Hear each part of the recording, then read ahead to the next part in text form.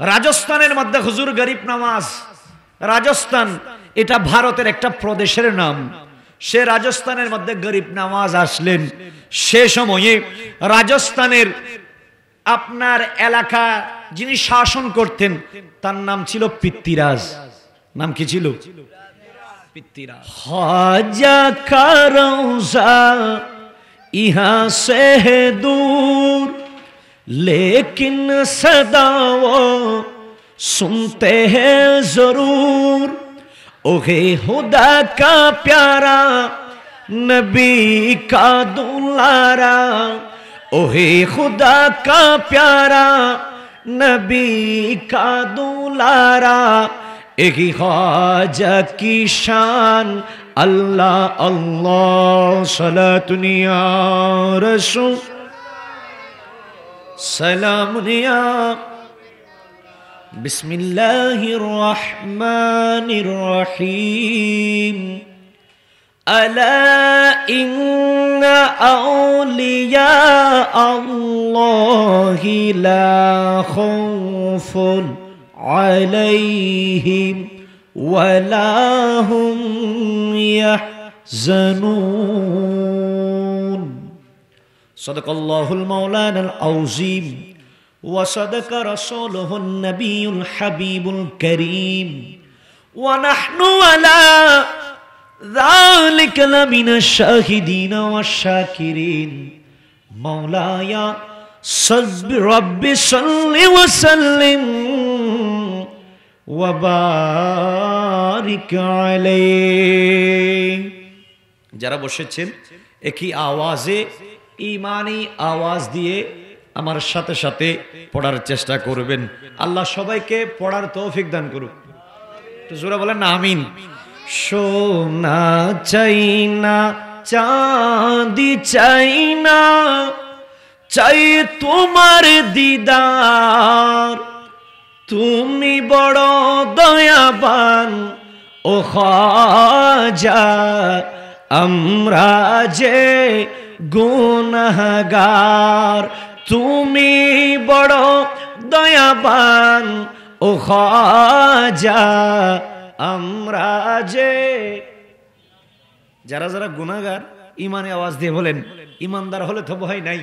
যদি নিজের জীবনে গুনাহ হয়ে থাকে, ওই গুনাহ যদি আউলিয়ায়ে কেরামের সদকায়, খাজা গরিব নওয়াজের সদকায় আল্লাহর দরবারে ইখলাস নিয়ে তওবা করে যদি গুনাহ মাফ করাইতে চান, তাহলে ইমানে আওয়াজ দিয়ে বলেন সোনা চাই না চাঁদি চাই না, চাই তোমার দিদার। তুমি বড় দয়াবান খাজা, আমরা যে গুনাহগার। তুমি বড় দয়াবান খাজা, আমরা যে। আজমির শরীফ বহু দূরে যাব কেমন করে, দেখা দাও না স্বপ্নে সে ঘুমের ঘরে। আমাদের এই মিনতি, আমাদের এই ফরিয়াদ কবুল করো একবার। তুমি বড় দয়াবান ও খাজা, আমরা যে গুনাহগার। তুমি বড় দয়াবান ও খাজা, আমরা যে গুনাহগার। একবার জবান খুলে বলেন মারহাবা, আর একটু ইমানে আওয়াজ দিয়ে বলেন মারহাবা। আলহামদুলিল্লাহ। ঐতিহ্যবাহী ইমাম শেরে বাংলা রহমতুল্লাহ আলাইহির স্মৃতি সংগঠনের ব্যবস্থাপনায় আয়োজিত আজকের এই নূরানি ইমানি সুন্নি কনফারেন্সের সম্মানিত মাননীয় সভাপতি শারজবি আজিজিয়া সুন্নিয়া দাখিল মাদ্রাসার সুনামধন্য প্রতিষ্ঠাতা পীরে তরিকত মুফতি শাহ আলম শাহ সাহেব কিবলা মুদ্দাজিল্লুল আলী আজকে প্রধান অতিথি হিসাবে উপস্থিত থাকবেন। সুদূর মাইজভান্ডার দরবার শরীফ থেকে আগত শাহ সুফি সৈয়দ মোহাম্মদ তানবীর হাদি আল মাইজভান্ডারি শাহ সাহেব কিবলা, এবং বিশেষ করে আজকের মাহফিলের প্রধান বক্তা হিসাবে উপস্থিত থাকবেন রানীরহাট আল আমিন ফাজিল ডিগ্রি মাদ্রাসার স্বনামধন্য আরবি প্রভাষক হুজুর আল্লামা গাজী আবুল কালাম বায়ানী মুদ্দাজিলুল আলী সাহেব এতক্ষণ যাবত দাওয়াতুল খাইর আপনাদের সম্মুখে যিনি পরিবেশন করেছেন, সুন্দরভাবে মাসলা মাসাইলের উপর গুরুত্বপূর্ণ বক্তব্য রেখেছেন হযরত মাওলানা মফিজুর রহমান আল কাদরি সাহেব।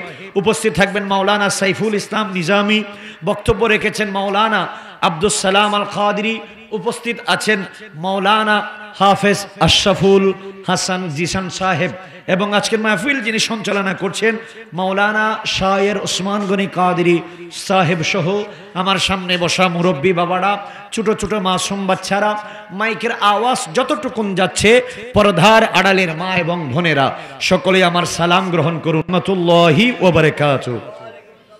আল্লাহর দরবারে শুকরিয়া আদায় করছি যে মহান আল্লাহ আমাদেরকে অতীব দয়া করে, অতীব মায়া করে আজকের এই নূরানি ঈমানি রুহানি মাহফিলে আসার বসার সুযোগ দিয়েছেন। সেজন্য আল্লাহর শুকরিয়া আদায়ার্থে, যে আল্লাহ আমাদেরকে সৃষ্টি করেছেন, আল্লাহ চাইলে আমাদেরকে আশরাফুল মাখলুকাত না করে অন্য কিছু বানাইতে পারতেন, কিন্তু আল্লাহ আমাদেরকে সুন্দর হাত দিয়েছেন, সুন্দর একটি শরীর দিয়েছেন, আশরাফুল মাখলুকাত বানিয়েছেন, চোখ দিয়েছেন আল্লাহর সৃষ্টি দেখার জন্য। আল্লাহর বান্দা যদি আমরা হয়ে থাকি, আল্লাহর শুকরিয়া আদায় করার জন্য নিজের জবান ছেড়ে দিয়ে আমরা সবাই একবার বলি আলহামদুলিল্লাহ। সাথে সাথে লক্ষ কোটি দরুদ সালাম হাদিয়া আমরা পেশ করছি, যিনি না হলে আল্লাহ শুধুমাত্র আমরা নই কুল কায়নাতের কিছুই সৃষ্টি করতেন না, সেই নবী মুস্তাফার দরবারে লক্ষ কোটি দরুদ সালাম আদায় করছি। আল্লাহ আমাদের সবাইকে নবীর গোলাম হিসাবে কবুল করুন। সাথে সাথে আজকে শ্রদ্ধা ভরে স্মরণ করছি যার উরসে পাক শুধুমাত্র আমাদের বাংলার জমিনে নয়, ওই হিন্দুস্তানের পাহাড়ের চূড়ায় আজমির শরীফে নয়, বিশ্ববাসী যাকে খাজা হিসাবে চিনে, বিশ্ববাসী যাকে গরিব নওয়াজ হিসাবে চিনে, সেই গরিব নওয়াজকে শ্রদ্ধা ভরে স্মরণ করছি। সাথে সাথে আমরা যে স্থানে বসেছি, এই এলাকার যার স্মৃতির সাথে এই এলাকা মিশে আছে, যার জীবনী খুললে এই এলাকার নাম সর্বপ্রথমে বেশে উঠে, ওই জাতে পাক গাজিউদ্দিন মিল্লাত ইমাম শের বাংলাকে শ্রদ্ধা ভরে স্মরণ করছি। আল্লাহ আমাদের হুজুরের দেখানো পথে চলার তৌফিক দান করুন। তো আসতে বলছেন, একটু জোরে বলেন না আমিন। আমার বাবারা, সময় খুব অল্প। আল্লাহ সুবহানাহু ওয়া তাআলা কালামুল্লাহ শরীফের মধ্যে ঘোষণা দিয়েছেন আলা, আলা মানে সাবধান। এখানে কারেন্টের তার আছে, সেখানে যদি আপনি হাত দিতে যান তাহলে সেখানে আপনার দুর্ঘটনা ঘটার একটা সম্ভাবনা আছে। সেই জন্য ইলেকট্রিক্যাল যে খুঁটিগুলো আছে, খাম্বা যেগুলাকে আমরা বলি, ওই খাম্বাতে দেখবেন স্টপ লেখা থাকে, ক্রস একটা চিহ্ন দেওয়া থাকে। কেন ক্রস চিহ্ন? কারণ এখানে যদি আমরা হাত দিয়ে দিই হয়তো আমাদের দুর্ঘটনা হওয়ার সম্ভাবনা আছে। শুধু তাই নয়, জীবন যাওয়ারও সম্ভাবনা আছে। আল্লাহ এই আয়াতে কারিমার শুরু দিয়ে বলতেছেন আলা, সাবধান, খবরদার, লা খাউফুন আলাইহিম ওয়ালা হুম ইয়াহজানুন। বলে শুনো, আলা ইন্না, নিশ্চয় নিশ্চয়, আউলিয়া আল্লাহে, আমার আউলিয়া যারা আছে, আমার বন্ধু যারা আছে, লা খাউফুন, তাদের কোনো ভয় নাই, ওয়ালা হুম ইয়াহজানুন, তাদের কোনো চিন্তাও নাই, পেরেশানিও নাই। বড় করে বলেন সুবহানাল্লাহ। আচ্ছা বলেন, আল্লাহ আউলিয়া একরামের শান বর্ণনা করেছেন, সেই আউলিয়া একরামের দেখানো পথে আমরা চলতে চাই কিনা? সেই আউলিয়াদের মধ্যে যিনাকে সমগ্র বিশ্ববাসী গরিব নওয়াজ হিসাবে চিনে, তার আসল নাম হচ্ছে মঈনুদ্দিন হাসান। বলেন না মারহাবা। তার বাবার নাম হচ্ছে গিয়াসউদ্দিন। আমার বাবা, আমি গত কিছুদিন আগে আজিম পাড়ায় আলোচনা করেছিলাম, সেখান থেকে যেখানে শেষ করেছি ওখান থেকে আজকে শুরু করব। আজকে যতটুকু সময় আছে অল্প সময়ে আমি গরিব নওয়াজের অল্প কিছু জীবনী আলোচনা করব। আল্লাহ আমাদেরকে শিক্ষা নিয়ে আমাদের জীবনে বাস্তবায়ন করার তৌফিক দান করুন। একটু জোরে বলবেন না আমিন। আমার বাবারা, গরিব নওয়াজ সেদিন বলেছিলাম যখন ভারতের মধ্যে প্রবেশ করলেন, রাজস্থানের মধ্যে হুজুর গরিব নওয়াজ, রাজস্থান এটা ভারতের একটা প্রদেশের নাম, সে রাজস্থানের মধ্যে গরিব নওয়াজ আসলেন। সে সময়ে রাজস্থানের আপনার এলাকা যিনি শাসন করতেন তার নাম ছিল পিতৃরাজ। নাম কি ছিল? পিতৃরাজ। পিতৃরাজের কানে যখন খবর পৌঁছে গেল যে মুসলিম একটি কাফেলা এই এলাকার মধ্যে এসেছে, ওনার হাতে প্রতিদিন লক্ষ লক্ষ মানুষ আগের ধর্মগুলা ত্যাগ করে দিয়ে কালিমা পড়ে মুসলমান হয়ে যাচ্ছে, এ খবর যখন পিতৃরাজের কানে গেল, পিতৃরাজ সিদ্ধান্ত নিয়ে নিলেন যেইভাবে হোক যে কোনো কলা কৌশলে ওই হুজুর গরিব নওয়াজকে আটকাইতে হবে। বলেন না নাউজুবিল্লাহ। আচ্ছা বলেন, হুজুর গরিব নওয়াজ, ওনাকে আমার নবী যে পাওয়ার দিয়েছেন আল্লাহর পক্ষ থেকে, তিনি যে নিয়ামত পেয়েছেন, ওই নিয়ামতের পাওয়ার দুনিয়ার জমিনে ঠেকানোর মতো কোনো মানুষ আসেনি। জোরে বলেন না, মানুষ আছে? কখনো হবে? হবে না। কারণ খাজা সেটা এমনি হয় নাই, খাজা এটা আমার নবী বানিয়েছেন। সুবহানাল্লাহ বলেন। শায়ের বলেছেন না, মাঙ্গুত কৌসুল तौने बनाया मेरे कमली वाले ने दत फरीद और ख्वाजा बनाया, दत फरीद और ख्वाजा बनाया मेरे कमली वाले ने। चित्कार दिए बोलें ना सुभान अल्लाह। শোনেন, আমার গরিব নওয়াজ সেই রাজস্থানের পিতৃরাজের এক এলাকায় গিয়ে গরিব নওয়াজের কাফেলা উজু কালাম করে বসলেন। যখন বসলেন, এ খবর যখন তাদের কানে চলে গেল, তারা এসে বলা আরম্ভ করে দিল, আমাদের রাজা হুকুম দিয়েছে আপনি যাতে এখানে না বসেন, এখান থেকে তাড়াতাড়ি উঠে যান, এখানে পিতৃরাজের উটগুলা বসে থাকবে। বলেন না সুবহানাল্লাহ। গরিব নওয়াজ বললে আমরা মুসাফির মানুষ, বসতে দিন। তারা বাড়াবাড়ি যখন বেশি করতেছে, গরিব নওয়াজ বলে কেন তুলে দিচ্ছ? বলে হুজুর এখানে পিতৃরাজের উটগুলা বসবে। গরিব নওয়াজ বলে আচ্ছা আচ্ছা, পিতৃরাজের উট কি এখানে বসবে? বলে আমি গরিব নওয়াজ দোয়া করে দিলাম পিতৃরাজের উটগুলা এখানে বসবে আর উঠবে না। চিৎকার দিয়ে বলেন না সুবহানাল্লাহ। আমার বাবারা, এক কথা বলার পরে মুইনুল বিল্লাতি ওয়াদ্দিন বান্দা নওয়াজ হুজুর গরিব নওয়াজ অন্য জায়গায় চলে গেলেন। সন্ধ্যার আগে রাখালরা উটগুলা যখন এনে ওই জায়গার মধ্যে বাঁধলেন, বাঁধার পরে রাত চলে আসলো, উটগুলা বসে গেল, পশুগুলা বসে গেল। সকাল যখন হয়ে গেল, ওই পিতৃরাজের রাখালরা গেল উটগুলা আবার তুলে মাঠের মধ্যে নিয়ে যাওয়ার জন্য। সকালে যখন তারা গেল, প্রতিদিন উটগুলাকে ডাক দিলে ওই উটগুলা উঠে যায়, কিন্তু গরিব নওয়াজ বলেছিল ওই উটগুলা বসে থাকবে, এই উটগুলা আর তোমরা সহজে তুলতে পারবে না। রাখালরা সকালবেলায় বারে বার যখন ওই উটগুলাকে উঠার জন্য বলতেছে, উটগুলা উঠবে তো দূরের কথা, ওই রাখালদের কথাই তাদের কোনো মন নাই। বড় করে বলেন সুবহানাল্লাহ। বসে আছে আর উঠে না। বলেন না, আর উঠে না। কি করবে, নিরুপায় হয়ে গেল। তাড়াতাড়ি গরিব নওয়াজের কাছে গেলেন, বলে হুজুর চিনতে ভুল করেছি, মাফ করে দেন। চিনতে যদি ভুল হয়, মানতে কি হয়? ভুল হয়। বলে হুজুর চিনি নাই, মাফ করে দেন। গরিব নওয়াজের কাছে যখন বারবার রিকোয়েস্ট করতেছে, আমার গরিব নওয়াজ বলে যাও উটগুলাকে বলবা আমি গরিব নওয়াজ বলেছি উঠে যাওয়ার জন্য। রাখালরা ওই উটগুলার কাছে গিয়ে বলে, আমরা তোমাদেরকে বলতেছি না উঠার জন্য, যে গরিব নওয়াজের কথায় আজকে সারাদিন বসেছিলা, ওই গরিব নওয়াজ হুকুম দিয়েছে উঠার জন্য। এ কথা বলার দেরি, উটগুলা আবার আগের মতো দাঁড়িয়ে গেল। বড় করে বলেন সুবহানাল্লাহ। আমরা যদিও বা ওলি আল্লাহ না চিনি, পৃথিবীর সৃষ্টিরাজি যারা আছে তারা আল্লাহর বন্ধুদেরকে চিনে কি চিনে না? শুধু চিনে না, তারা মানার মতো মানে। তারা মানার মতো মানে। এইবার ওই শাসক সমাজ সিদ্ধান্ত নিয়ে নিলেন, বলে উট দিয়ে তো পারলাম না, গরিব নওয়াজকে এবার ঠেকাইতে হবে। বলে মুসলমান যারা তারা সব সময় নামাজ আদায় করে, দৈনিক 5 ওয়াক্ত নামাজ পড়ে, বলে 5 ওয়াক্ত নামাজের আগে উযু করার প্রয়োজন হয়। কথা কোন ঠিক কিনা? যারা নামাজি তারা নামাজের আগে উযু বানায় কি বানায় না? বলে বানায়।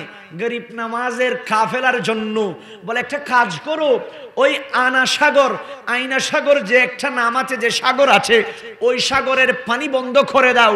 বলে দুনিয়ার জমিনের পশু পাখিরা ওই সাগরের পানি নিতে পারবে, কিন্তু গরিব নওয়াজের কাফেলার যারা মানুষ আছে তারা ওই পানিগুলা নিতে পারবে না। বলে মুসলমান কাফেলা গরিব নওয়াজের সাথে যারা এসেছে তাদের জন্য পানি বন্ধ করে দাও। বড় করে বলেন নাউজুবিল্লাহ। আমার বাবারা, ওই 61 হিজরিতে কারবালার ময়দানে ইমাম হুসাইনের কাফেলার জন্য যেভাবে ইয়েজিদ বাহিনী সেদিন আপনার সমস্ত পানি বন্ধ করে রেখেছিল, ফুরাত নদীর পানি বন্ধ করে রেখেছিল, তদুরূপ ওই ইয়েজিদের অনুসারী পৃথ্বীরাজরা হুজুর গরিব নওয়াজের কাফেলার জন্য আয়না সাগরের পানি বন্ধ রেখেছিল। ঠিক কিনা বলেন? ইমাম হুসাইন যদি সেদিন চাইতেন, ফুরাত নদী নয়, বিশ্বের আনাচে কানাচে আল্লাহ যত নদ নদী দিয়েছে, ইমাম হুসাইন যদি একবার ইশারা করতেন সমস্ত পানি ওই সাগর থেকে উঠে ইমাম হুসাইনের কারবালার তাবুতে চলে যেত।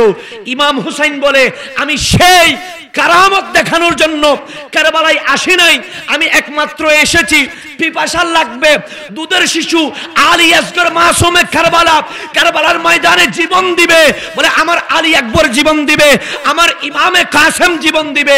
বলে প্রত্যেকে জীবন দিবে, প্রত্যেকের শরীর থেকে খুনে মুবারক ঝরবে।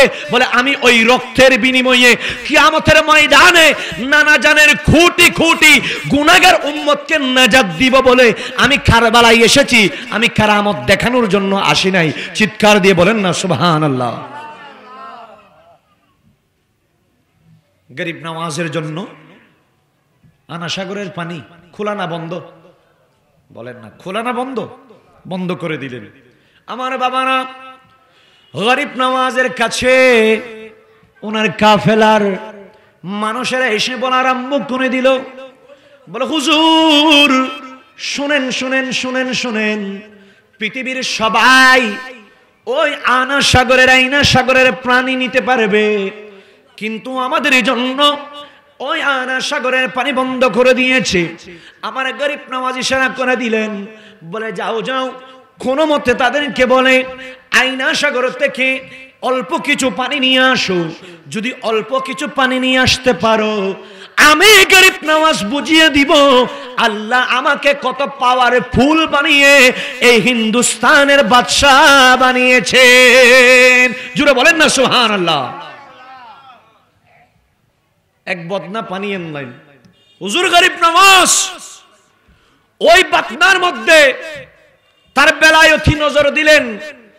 এক বদনার মধ্যে, ওই একটা বদনার ভিতরে সমগ্র আয়না সাগরের পানি গরিব নওয়াজের নজরে ওই আয়না সাগর থেকে উঠে গরিব নওয়াজের বদনার ভিতরে চলে এসেছিল।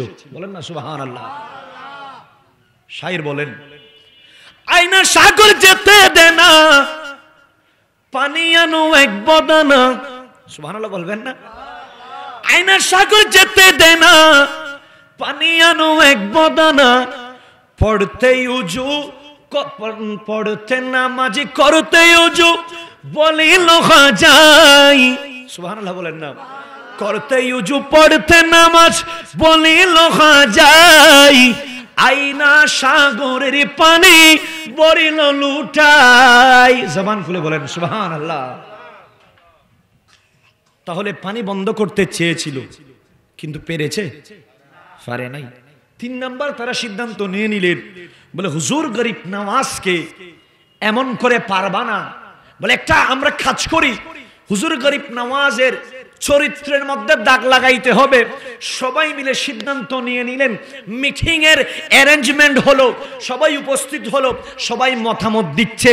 মতামতের মধ্যে যে মতামত সবাই গ্রহণ করলো সে মতামত হচ্ছে রাজস্থানের, হিন্দুস্তানের সবচাইতে সুন্দরী রমণীকে আমরা সাজাবো, আমরা তাকে মেকআপের ব্যবস্থা করব, তাকে উত্তম রূপে সাজিয়ে গরিব নওয়াজের কাছে পাঠাবো, তার মাধ্যমে গরিব নওয়াজের চরিত্রের মধ্যে আমরা দাগ লাগাবো। চিৎকার দিয়ে বলেন না নাউজুবিল্লাহ।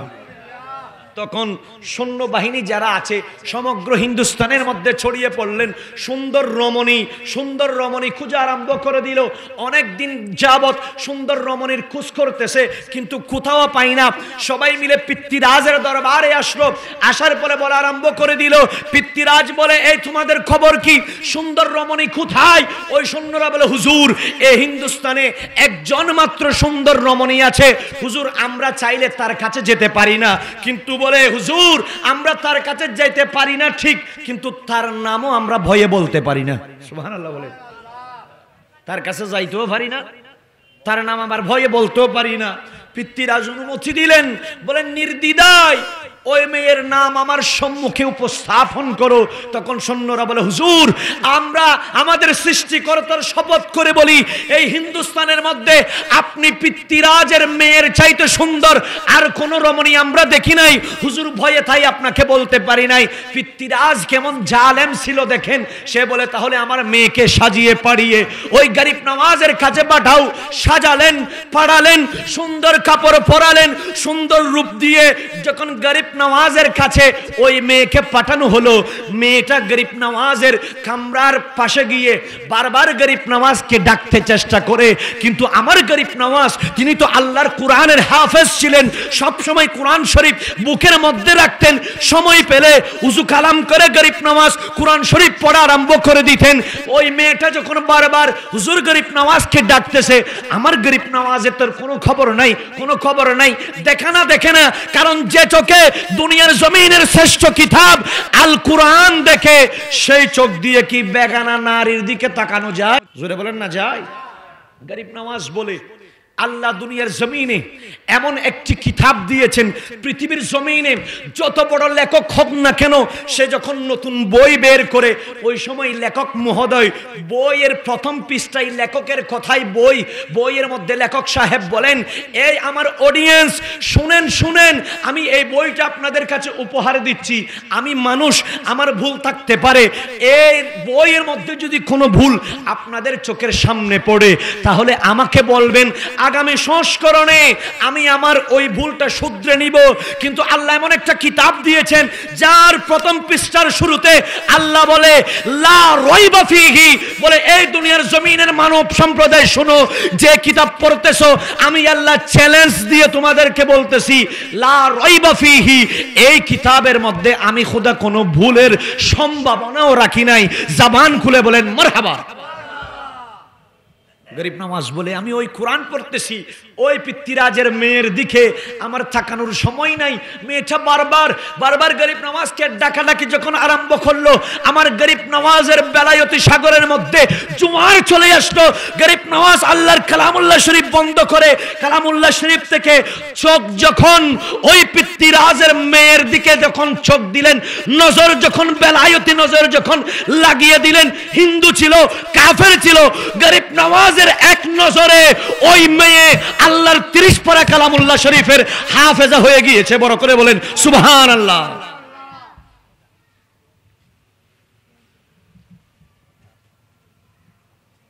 আর আজকে বর্তমান সময়ে এসে কিছু নামদারি মুসলমান ওই গরিব নওয়াজের শানে বিয়াদবি করতেছে। কথা কোন ঠিক কিনা? কিন্তু যে গরিব নওয়াজ না আসলে এই ভারতীয় উপমহাদেশে ইসলামের কোন সম্ভাবনা ছিল? জোরে বলেন না, কোন সম্ভাবনা ছিল না। শায়ের বলেছেন না, আজমির মে আকে ইসলাম পেহলায়া। সুবহানাল্লাহ বলবেন না? গরিব নওয়াজ আজমির শরীফে এসে, হিন্দুস্তানে এসে কি তার সমস্ত হিন্দুস্তান গরিব নওয়াজের নামে লিখে ফেলছেন?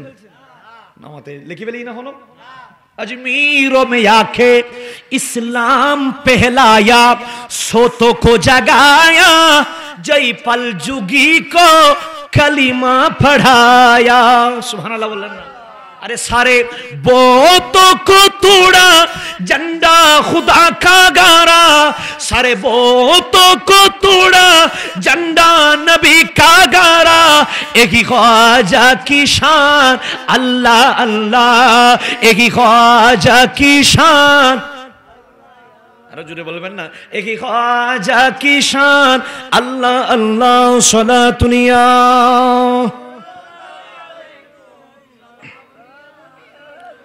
तो जिक्र करें हस्बी रब्बी जल्लल्लाह माफी कल्बी नूर मोहम्मद ला इलाहा हस्बी रब्बी जल्लल्लाह माफी कल्बी नूर मोहम्मद ला इलाहा इल्लाल्लाह मुহাম্মদুর রাসূলুল্লাহ সাল্লাল্লাহু তাআলা আলাইহি ওয়াসাল্লাম। তাহলে বাবা গরিব নওয়াজের জীবনী যদি অ্যানালাইসিস করেন, গরিব নওয়াজের জীবনী থেকে আমরা জানতে পারি গরিব নওয়াজ মা বাবা নিজের মাতৃভূমি ছেড়ে হিন্দুস্তানে আসলেন আপনার আল্লাহর নবীর দ্বীন ইসলামের পতাকাকে উড্ডীয়ন করে। বেদুইন যারা ছিল, কাফের যারা ছিল, তাদেরকে ঈমানি দৌলত দেওয়ার জন্য গরিব নওয়াজ তার মায়ের দেশ বাবার দেশ ছেড়ে ভারতীয় উপমহাদেশে এসেছিলেন। কথা বলেন ঠিক কিনা? আরো জোরে বলেন না ঠিক কিনা? তাহলে 3 নাম্বার চেষ্টা সেটাও বিফল।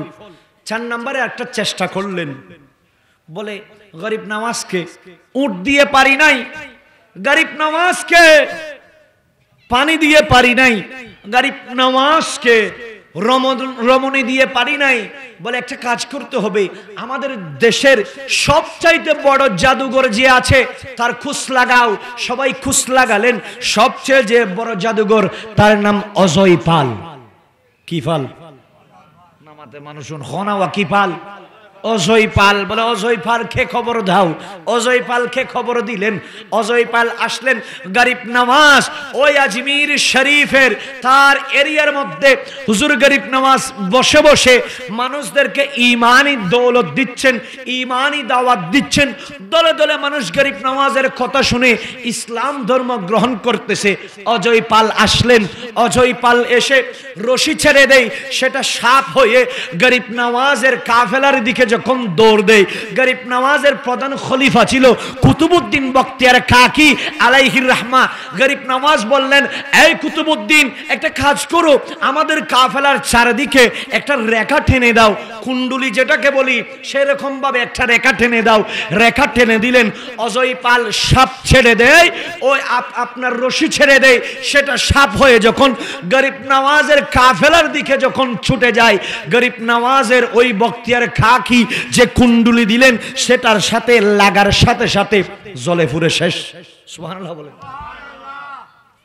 অজয় পাল বলে হাইরে, ওনার সাথে তো পারা যাবে না। গরিব নওয়াজের তো খেয়াল নাই, তিনি মানুষদেরকে দাওয়াত দিচ্ছেন। কুতুবউদ্দিন বখতিয়ার কাকি দেখে দেখে অন্তরে তৃপ্তি নিচ্ছেন, আল্লাহ আমার পীর মুর্শিদের কেমন ক্ষমতা আমি নিজের চোখে দেখতেছি।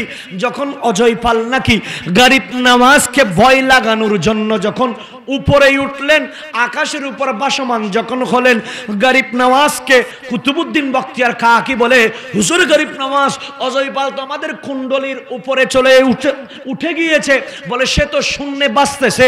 আমার গরিব নওয়াজ বলে, ও অজয় পাল তাকে কি নামাইতে হবে? অজয় পাল বলে, আপনার কুতুবউদ্দিন বখতিয়ার কাকি বলে, হুজুর নামাইলে সেটা তো বড় চমৎকার লাগবে। বলে একটা কাজ করো, আমি গরিব নওয়াজের সাথে লেগে যে খরমগুলা দামি হয়েছে, আমার পায়ের জুতা খরমকে তুমি একটু বলো অজয় পালকে মারতে মারতে জমিনে নামাইতে। বলেন না সুবহানাল্লাহ। ওলি আল্লাহ গুলো অনেক উপরে, অনেক কি উপরে।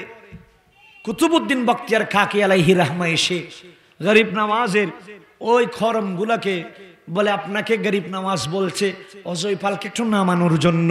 খরমগুলার দেরি করে নেই, সোজা অজয় পালের গাল বরাবর চলে আসলো। গাল বরাবর আসার সাথে সাথে এমন ভাবে মারা আরম্ভ করলো, অজয় পাল হাত দিয়ে খুলাই না, মারতে মারতে হুজুর গরিব নওয়াজের কদমের মধ্যে তাকে ফেলে দিল। বড় করে বলেন সুবহানাল্লাহ। অজয় পাল সিলিন্ডার করে ফেললেন। হুজুর গরিব নওয়াজ তাকে ঈমানি দৌলত দিলেন। তার নাম হয়ে গেল আব্দুল্লাহ বিয়াবানি। আমার বাবারা শুনেন, অনেকে তো এটাও বলেছেন হুজুর গরিব নওয়াজ নাকি আল্লাহর কাছে সুপারিশ করেছিলেন এই আব্দুল্লাহ বিয়াবানির হায়াতটুকুন যাতে আল্লাহ বাড়িয়ে দেয়। বলে ও কোনো মানুষ, কোনো জায়েরিন, কোনো জিয়ারতকারী আজমিরে গিয়ে যদি পথ ভুলে যায়, ওই জিয়ারতকারী যদি অন্তর থেকে হুজুর গরিব নওয়াজকে ডাক দিতে পারে, ওই আব্দুল্লাহ বিয়াবানি এখনো এসে পথ হারা মানুষকে পথ দেখিয়ে আজমির শরীফ কোন দিকে সেটা দেখিয়ে দেয়। বড় করে বলেন সুবহানাল্লাহ। হুজুর গরিব নওয়াজ কুতুবউদ্দিন বখতিয়ার কাকীকে বলে, ওগো কুতুবউদ্দিন, এখানে ইসলাম কায়েম হয়ে গিয়েছে, যাও তুমি এবার দিল্লিতে চলে যাও, যেটা রাজধানী বলা হয়, সেখানে যাও। সেখানে গিয়ে রাজার সাথে থাকবা, সেখানে বসে বসে তুমি একটা কাজ করবা। আমি গরিব নওয়াজ যেভাবে আমার মিশন জারি করে দিয়েছি, ইসলামের শ্রুত দ্বারা যেভাবে জারি করে দিয়েছি, সেখানে গিয়ে তুমি ওই দিল্লির জমিনে ইসলামটা প্রচার করে আরো নতুন কিছু বিধর্মীকে ঈমানের দাওয়াত দিয়ে আমাদের কাফেলার মধ্যে, জান্নাতি কাফেলার মধ্যে তুমি শামিল করবা। বড় করে বলেন না সুবহানাল্লাহ। সেখানে আসলেন, থাকতেছেন। তো যখন কোনো এলাকায় নতুন কোনো মানুষ দেখা যায়, এলাকার মানুষের ভিতরে ওই মানুষকে নিয়ে একটু কৌতূহল জাগে কি জাগে না? জাগে। এই মানুষটাকে তো দেখি নাই, কোত্থেকে আসলো, এই মানুষের তো পরিচয় জানি না। হুজুর গরিব নওয়াজকে যখন ওই দিল্লির মানুষেরা দেখলো, দেখা যায় তিনার মুখের মধ্যে আল্লাহ রসুলের সুন্নত দাঁড়িয়ে আছে। সুবহানাল্লাহ বলবেন না? দেখা যায় পাগড়ি, জুব্বা, নিয়মিত নামাজ আদায় করে, তাসবিহ আদায় করে, আল্লাহর জিকির করে, নবীকে স্মরণ করে, গরিব নওয়াজ যেভাবে বলেছেন সেভাবে তিনি তিনার জীবন অতিবাহিত করতেছে। চিৎকার দিয়ে বলেন সুবহানাল্লাহ। এটা দেখে ওই এলাকার বিধর্মী যারা, তাদের অন্তরের মধ্যে সুলকানি আরম্ভ হলো। বলে এই কুতুবউদ্দিন বখতিয়ার কাকীকে যেভাবে হোক না কেন থামাইতে হবে, না হলে তো এখানে আমরা আমাদের ধর্ম নিয়ে চলতে পারবো না। তারা সবাই মিলে সিদ্ধান্ত নিলেন ওনার চরিত্রের মধ্যে দাগ লাগাবে। একজন মহিলাকে সাজিয়ে পাড়িয়ে কুতুবউদ্দিন বখতিয়ার কাকী আলাইহির রহমার কাছে পাঠালেন। কিন্তু কুতুবউদ্দিন বখতিয়ার কাকী সেদিকে তাকাই না। ওই মহিলা অনেকবার বললেন আমাকে শাদী করেন, বিবাহ করেন। কুতুবউদ্দিন বখতিয়ার কাকী তাকাই না। কুতুবউদ্দিন বখতিয়ার কাকী স্থান ত্যাগ করে চলে যায়। ওই মহিলা ঠিক 1 বছর পরে হঠাৎ করে রাজদরবারের ভিতরে ঢুকলেন। হাজার হাজার মানুষ উপস্থিত, কুতুবউদ্দিন বখতিয়ার কাকীও আছে। হঠাৎ করে রাজাকে বলা আরম্ভ করে দিল, ওগো আমাদের এলাকার দিল্লির গভর্নর, শুনেন শুনেন, আপনার দরবারে আপনি যাকে মেহমান হিসাবে রেখেছেন, ওই মেহমান তো আমার সাথে বেবিচার করেছে। বড় করে বলেন নাউজুবিল্লাহ। আমার বাবারা, কুতুবউদ্দিন বখতিয়ার কাকী আলাইহির রহমার চোখ দিয়ে পানি পড়া আরম্ভ হয়ে গেল। তিনি আল্লাহর দরবারে ফরিয়াদ করতেছেন, আল্লাহ, গরিব নওয়াজের কথা অনুযায়ী আমি আমার জীবন পরিচালিত করতেছি। আল্লাহর নবী যে কাজ করতে বলেছেন ওই কাজ অনুযায়ী আমি আমার জীবন চালাই। যেগুলা নিষেধ করেছেন ওই দিকে আমি কখনো হাত বাড়াই না। সুবহানাল্লাহ বলবেন না? আজান হচ্ছে, আজানের পর আমরা নামাজ আদায় করব। বাকি আলোচনা যদি সময় হয় পরবর্তীতে আমরা করব। আপনারা এখানেও নামাজ হবে, আপনারা ওযু কালাম করে এখানে চলে আসেন। আসসালামু আলাইকুম ওয়া রাহমাতুল্লাহ।